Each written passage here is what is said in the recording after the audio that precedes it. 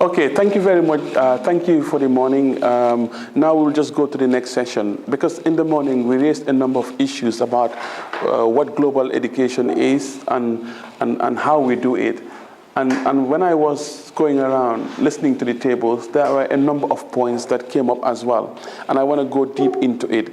Basically, how do we get people to take ownership of this process? And also, how do we negotiate? And basically the conceptual models as well. How do we generate pedagogy that's disruptive? How do we generate pedagogy that's disruptive? Because if we going by normality and what people know to be normal and to be right and the logic of the system, then we just keep on repeating the same results. But how do we disrupt that? How do we engage in pedagogies of disruption? Global youth work, I mean, I'm going to use global education and global youth work interchangeably. So please bear with me. Global youth work is concerned with the concept and the process of globalization and how it impacts on young people. Time and space and distance and interconnectedness affects our daily interaction. Whether the shit is smelling very close to us or far from us, we're still talking about the same issues. So how does it affect young people at the personal, local, national, and global levels? Global youth work should engage with that. It should also engage, it should also be based on the principles of informal education, of experiential learning, of non-formal learning. Because some people will argue that if you go to the school and teach, what you're teaching is global citizenship, because it's very structured. Yeah? But if you do global youth work, it must be using the networks, the opportunities of the young people to do this. Youth work, global education happens mainly through informal education channels. If you go into a school and you want to practice youth work, but you're very formal, very structured, do you really call that global youth work? I probably wouldn't. Global youth work for me must be about two things. One is to provoke consciousness. Not to raise awareness, to provoke consciousness, so that people can actually relate their lived realities with this new change of attitude. And that is, how do I get young people to invite me in their lives so that I can begin to see the world in the way that they see the world, and I can get them to change it. So for me, that's important. That's the first and primary role that I do as a global youth work practitioner. The second role is, how do I support young people to take action? And it doesn't matter how big or how small the action is. What is important is they have chosen to take action commensurate with their abilities and with their capacities. Yeah? So how do we provoke consciousness? We get them to see the world. We get them confused. We disrupt them. We challenge them. We get them to question the logic of the system so they can begin to see a new reality, a new way of seeing the world. Yeah? And then how do we support them to take the action that is necessary? So in terms of young people, I mean, we talk about the 5 phases of globalization. When we talk about globalization, we talk about the technological dimension, the economic dimension, the political dimension, the environmental dimension, and the cultural dimension. So in my work, I talk about the 5 phases of globalization. So whatever we do, one of these 5 phases of globalization, or all of these 5 phases of globalization, will impact on what we do, whatever issue we have. Yeah?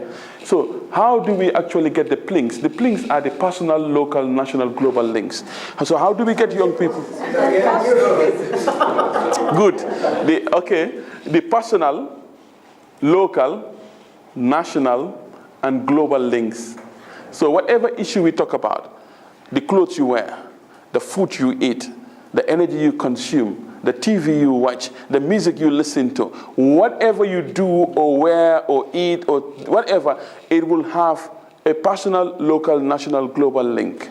If you talk about the war in Syria, how is it affecting people, both young people in Syria and young people here, personally, locally, nationally, globally? The trade rules, whether it's Brexit or whether it's the WTO or GATT or whatever used to exist, how does it affect people at the personal level, at the local level, at the national level, at the global level?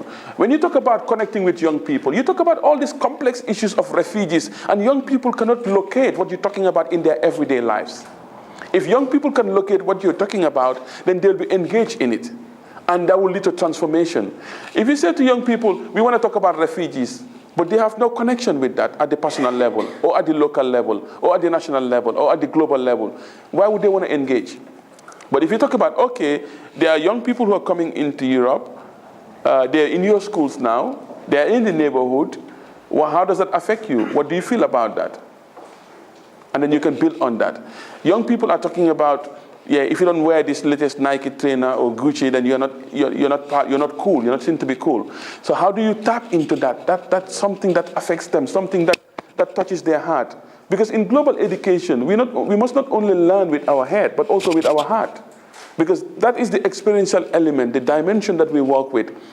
And sometimes it's not only about logically what you learn in class, but how you tap into people's feelings and people's emotions. I think that's really, really important. How do I get young people to invite me into their constructed reality, to understand the world, to see the world through their eyes, to see how they configure meaning, and how to make meaning? How do I do that in a way that is actually quite informal, that is experiential? That for me is the process of global youth work. And once that happens, then we can talk about the individual or the collective, and we can talk about sometimes, if we're lucky and if we do a good job, we generate critical consciousness. In global youth work, what is it that we're doing? If young people turn up and we teach them about something simple, about geography, and we've done our bit and we can tick all the boxes. We told them how good it is to actually be a global citizen. That's it. It ticks our boxes. Can we do a more fundamental thing than just putting a plaster on a broken bone? And that is the key for me. How do we engage in a radical shift? Not only in terms of, yes, we're talking to these young people, but how do we critically engage them? How do we change the agenda to be more disruptive as well? And most importantly, it's about consciousness and action. Consciousness and action. Please sing that in your sleep. Repeat after me. Consciousness and action. Consciousness and action. Again? Consciousness and action. Thank you very much. Thank you. Thank you.